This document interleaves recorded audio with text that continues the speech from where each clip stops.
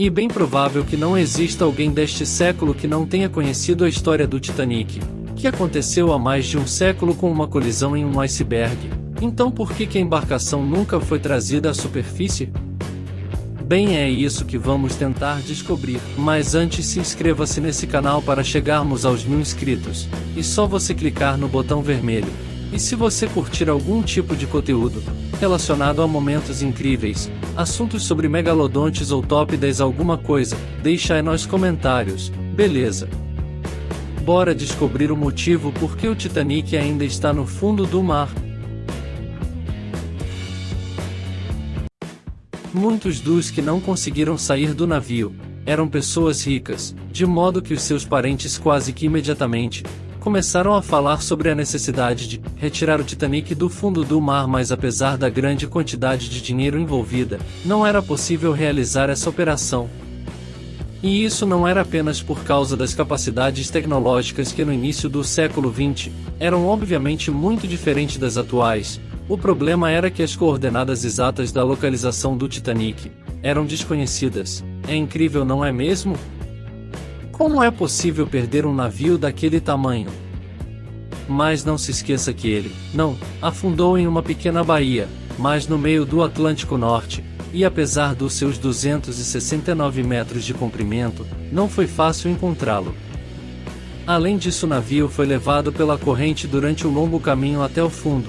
E embora os operadores de rádio tivessem dado as coordenadas exatas, quando o Titanic terminou de afundar, ele poderia ter movido em qualquer direção. Aí não se esqueça também que o navio se partiu ao meio, o que dobrou a complexidade da investigação. Várias ideias foram sugeridas para recuperar o Titanic, caso ele fosse encontrado, como o uso de um submarino equipado com eletroímãs, e o uso de ímãs instalados em portões que atraíam o casco do navio até a superfície. Mas no meio da discussão aconteceu a Primeira e depois a Segunda Guerra Mundial, e a ideia de recuperar o Titanic foi temporariamente esquecida. Foi só em 1953 que as conversas sobre o navio afundado voltaram. Uma empresa britânica de construção de embarcações tentou mapear o fundo do oceano, no local da suposta localização do Titanic, com a ajuda de ecos de explosões. Mas novamente a iniciativa não foi bem sucedida.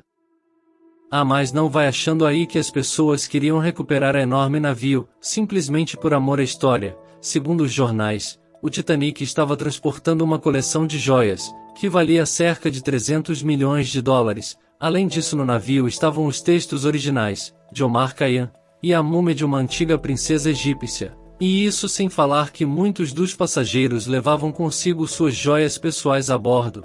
Era um verdadeiro tesouro submarino.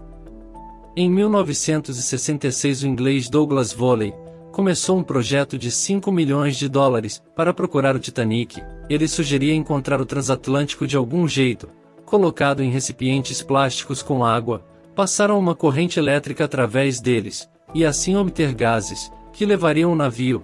Essa ideia parece absurda para você, é porque você simplesmente não conhece as outras propostas que foram apresentadas pelas pessoas que desejavam recuperar o Titanic. Aqui estão alguns exemplos. Congelar o casco por dentro com nitrogênio líquido, de modo que o navio flutuasse para a superfície, como um cubo de gelo em um copo. Garçom, 2 Titanics aí no meu coquetel por favor, ou fazer a embarcação flutuar, enchendo-a com bolinhas de ping-pong. Imagina quantas bolinhas seriam necessárias.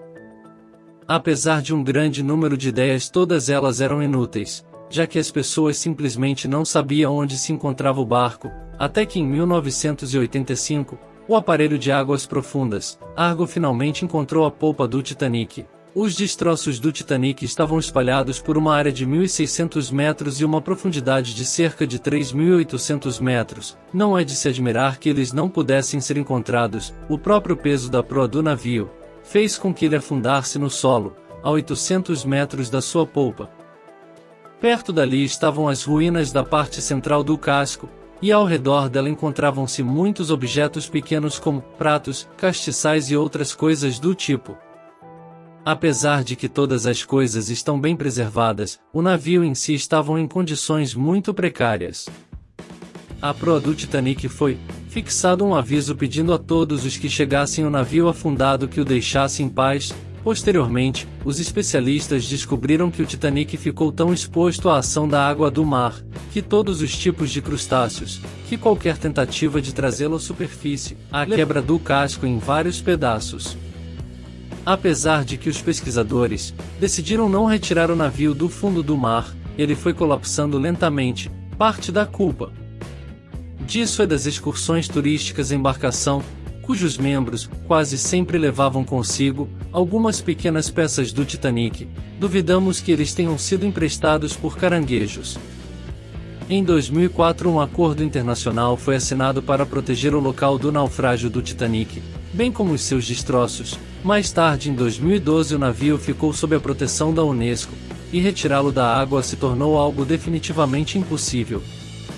Agora, o Titanic é uma herança cultural subaquática, e portanto deve permanecer debaixo d'água.